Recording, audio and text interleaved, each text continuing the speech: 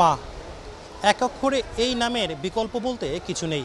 হাজারো কষ্ট, হাজারো যন্ত্রণা, হাজারো দুঃখ মানুষের থাকলে মায়ের স্নেহের পরশতলে যখন সন্তান যায় তখনই সব দুঃখই দূর হয়ে যায়। সেই মায়ের জন্য এই চিঠিটি হজরত শাহজালাল রহমতুল্লাহ আলহীর দান বাক্সে দিয়েছে একটি ছেলে, যে চিঠিতে সে তুলে ধরেছে তার মায়ের চিকিৎসার জন্য টাকাটা তেমন নেই, কিন্তু সামান্য অর্থ দিয়ে শাহজালাল রহমতুল্লাহ আলহীর মাজারে সে তার মায়ের জন্য প্রার্থনা করেছে। সেই চিঠির ভাষাটা আসলে কতটা আবেগী সেটা না পড়লে বোঝা যাবে না।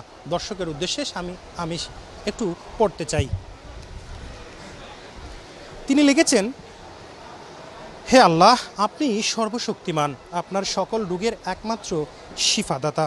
আমার অসুস্থ মায়ের জন্য আপনার দরবারের অশ্রুসিক্ত নয়নে দোয়া করছি চিকিৎসা চালিয়ে যাওয়ার জন্য। মায়ের চিকিৎসা চালিয়ে যাওয়ার মতো সামর্থ্য আমার নেই, তবু আমি আপনার রহমত থেকে নিরাশ নই।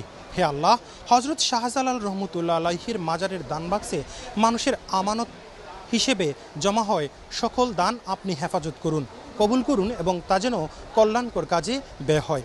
আজ আমি শুধু আপনার সন্তুষ্টির উদ্দেশ্যে এই সামান্য অর্থ দান করছি। আমার এই ছোট্ট আমানত ও ছোট্ট অর্থ আন্তরিকভাবে আপনি কবুল করুন। আমার মাকে পূর্ণ শিফা দান করুন, তার সকল কষ্ট দূর করুন এবং আমাদের জন্য রহমতের দরজা খুলে দিন। আমিন ইয়া রব্বুল আলামিন। এই ছেলে তার মায়ের প্রতি যে ভালোবাসাটা দেখিয়েছে সেটা আসলে সমাজের জন্য অনেক ভালো।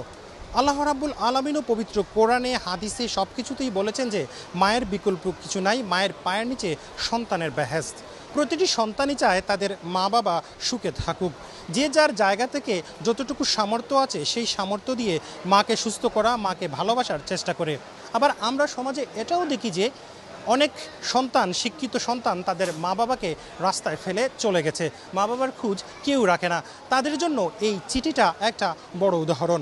যাদের মা নেই, বাবা নেই, তারা হয়তো জানে মা বাবা না থাকার কষ্টটা কতটা গভীর। পৃথিবীর সব মায়েরা ভালো থাকুক এবং শাহজালালের মাজারে চিঠি দেওয়া এই ব্যক্তির দানকে এবং তার কথাগুলো আল্লাহ যাতে কবুল করেন সেই প্রত্যাশা সকলের। হুসাইন আহমেদ সুজাত, ৭১, সিলেট।